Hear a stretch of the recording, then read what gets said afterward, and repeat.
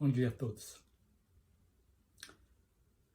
Confesso que ler o Evangelho é sempre muito confortador, mas eu acho que estudar o Evangelho em grupo é muito mais inspirador.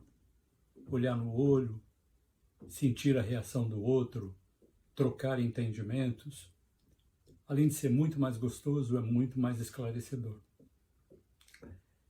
Mas enquanto isto não pode acontecer ao vivo novamente, enquanto estivermos materialmente distantes uns dos outros, vamos tentar dessa forma, pelo menos nos sentirmos espiritualmente conectados à nossa casa, o Grupo Socorrista Maria de Nazaré, mas conectados especialmente a Jesus.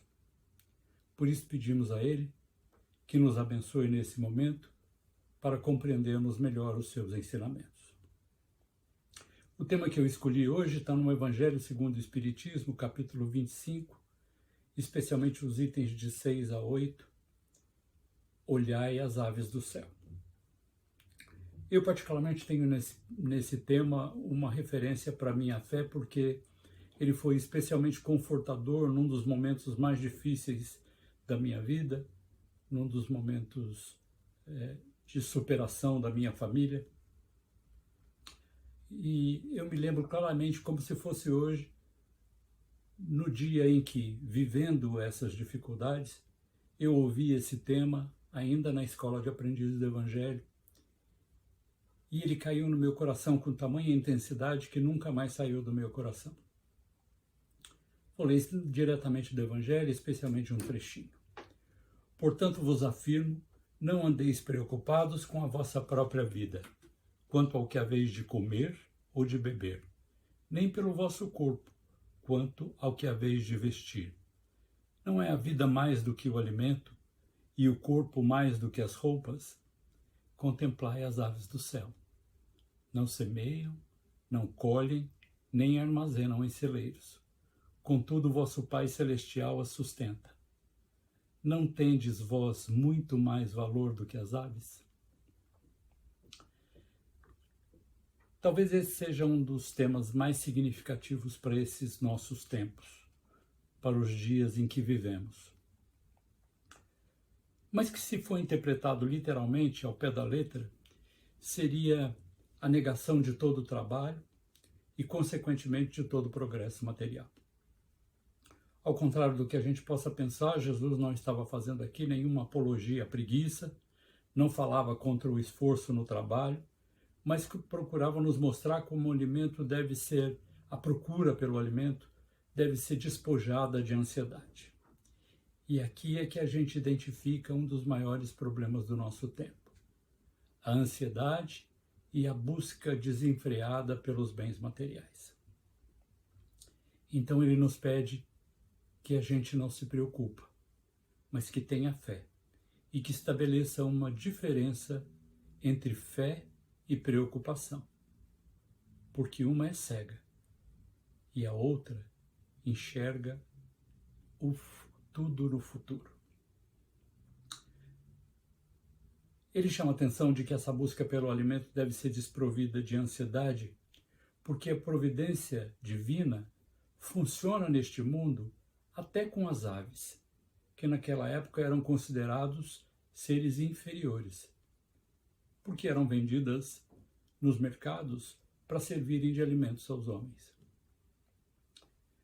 Se a gente observar as aves, a gente vai verificar que elas não precisam do nosso cuidado, elas não precisam de cuidado humano. É Deus que lhes dá a existência. E Deus as sustenta.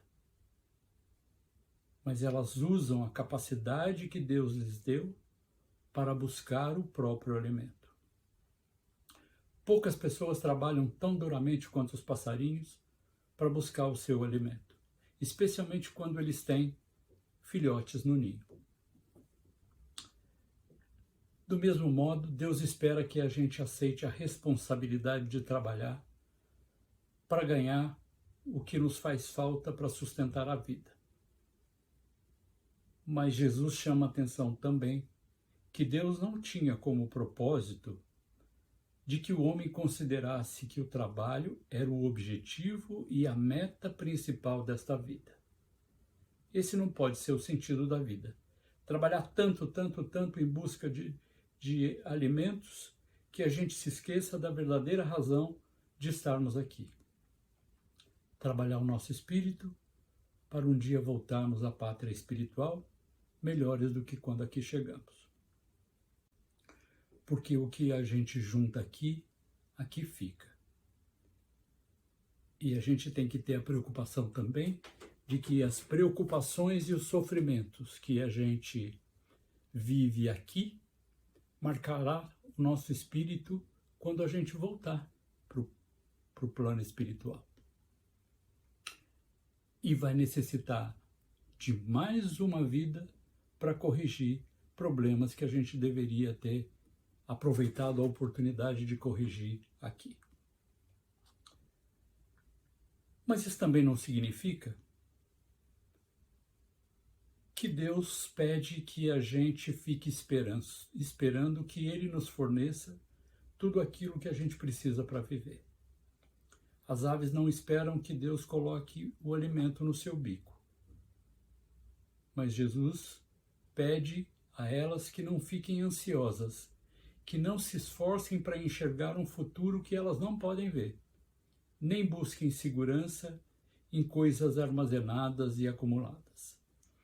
Ele diz ainda assim no Evangelho, capítulo 6, não queirais entesourar para vós tesouros na terra, onde a ferrugem e a traça os consomem, e onde os ladrões os desenterram e roubam, mas entesourai para vós tesouros no céu, onde não os consomem a ferrugem nem a traça, e onde os ladrões não o desenterram, nem roubam.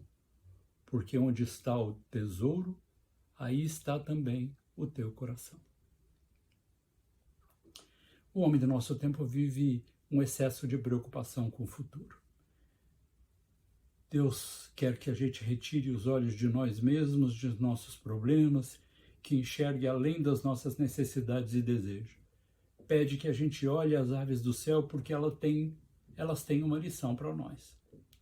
O apóstolo Paulo diz isso de uma outra maneira, mas também de uma forma extraordinária numa outra passagem evangélica, quando ele diz assim: os olhos do nosso coração precisam ser iluminados com respeito à grandeza do amor de Deus e ao plano que Ele tem para nós. Seus planos para nós são mais elevados do que aqueles que fazemos para nós mesmos.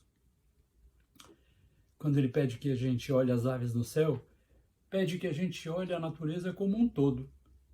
A natureza segue um rumo natural e constrói o futuro devagar e paulatinamente. Jesus está nos dizendo que se Deus cuida até dos humildes pardais, certamente Ele vai tratar ainda com maior cuidado daquela que é a maior parte da sua criação, a parte mais importante da sua criação. Porque um dia Ele perguntou a Mateus: porventura não valeis mais do que as aves? Esse argumento de Jesus é muito importante. Se Deus cuida das aves sem que elas precisem viver ansiosamente, não cuidaria Ele tanto quanto, ou até mesmo mais do que a obra mais amada da sua criação? Todo mundo, cada um de nós, se olhar para trás, vai identificar um momento da vida em que viveu algum tipo de crise. Muitos daqueles momentos em que parece que as trevas nunca mais vão clarear. Mas Jesus está nos dizendo que, mesmo que a gente esteja atravessando momentos difíceis, crises pessoais ou humanitárias, dificuldades financeiras ou problemas de saúde, Deus não está insensível a nós. Ele terá sempre cuidado em nos colocar no caminho, em abrir portas, em dar soluções para todos os nossos problemas. mas é preciso que a gente esteja de olhos e ouvidos bem abertos para ouvir o que Ele está nos dizendo, porque as soluções dos nossos problemas não são necessariamente aquelas que queremos para nós, não são as melhores. É preciso deixar a vida correr naturalmente, observar o caminho que está preparado para nós, cumprindo a orientação da nossa consciência, que na verdade é a voz de Deus falando dentro de nós. E guardar tranquilidade no nosso coração. Pensemos bem sobre isso. Obrigado a todos que me ouviram até aqui. E eu os convido a confiar ainda mais em Deus, porque é tarefa do nosso tempo aprender mais plenamente a lição do cuidado divino que Ele nos ensina nessa lição de olhai as aves do céu. Que Jesus nos abençoe a todos. Tenham uma boa semana. Um abraço a todos.